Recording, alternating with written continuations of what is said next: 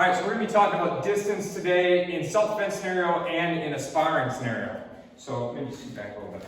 Now, if he's an aggressor and he's walking at me, I got nothing to worry about if I keep this distance, about 6 feet or so. So that's the main thing I want. And my energy can be like that. If he's just walking at me, I don't have to panic. I can just talk like this because there's nothing he can do unless he throws something at me or shoots me from this distance. Then if we walk it back. Now, if he does that and he goes a little faster at me, I can just move a little faster. Another option is, when he walks at me, let's do it real slow, I can turn to the side, my hands are saying like, calm down, everything's okay, and my backing up is saying that too.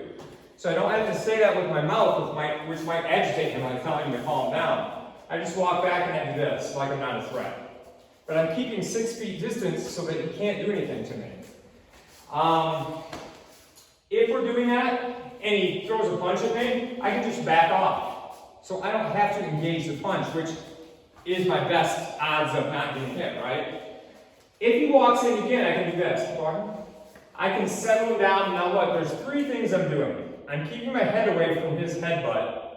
I'm feeling his weight in his legs, so if he shifts to kick, like I push him away. And I'm feeling his hands if he shifts to punch, where I back off. But I'm feeling this, and keep walking. How much energy am I giving you? None. Nothing. I'm doing it, and I'm backing away, which is saying, I'm no threat, I don't want any problem, but I'm doing that real soft. But I do have a frame, and I'm keeping those targets away so they can't hit me.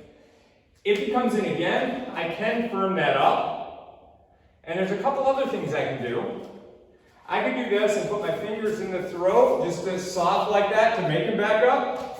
Or, he's coming in, and then he really comes in hard, I can do this wide into the throat. Even if he's slow motion so he don't hurt you. If he runs in, I can stop and put that hand in the neck. So we're using this from soft to hard, right? But this is what we call a fence. And also, just freeze there for a second, put up both arms, even just square like this. So I'm profiling. I want to be profiled to him so I have more reach than him. That's what I want. So I want to have more reach. I'm profiled, my targets are away from him, I'm staying sideways, and I'm thinking of those targets. Now you can use this even when you're sparring. So if you imagine like we have gloves or we're sparring, notice if he moves around me, like I'm kind of got that same position. Kind of got that, and like if we go back to this one again, keep sparring, I don't even need my hands if I'm at this distance. But when I'm here, I keep this.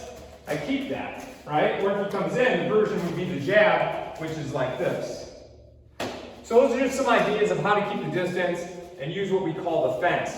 I'm the house, this is my property, there's the fence by the end of the property, keeping him away and giving him messages. And I want to do it non-verbally instead of telling him to back off, which might agitate him. There's some ideas for you.